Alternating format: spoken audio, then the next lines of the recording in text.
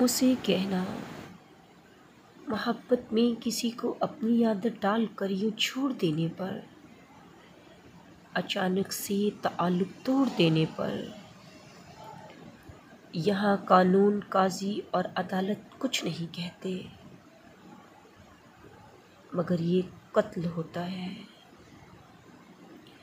उसे कहना, मेरे कातिल, जुदाई की कदालों से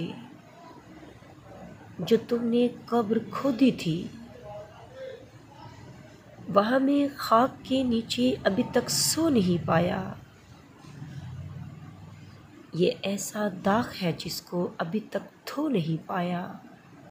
उसे कहना, अगर वो लौट कर वापिस कभी आए तो मेरी खाक के ज़र्रों पे एक एहसान तुम करना,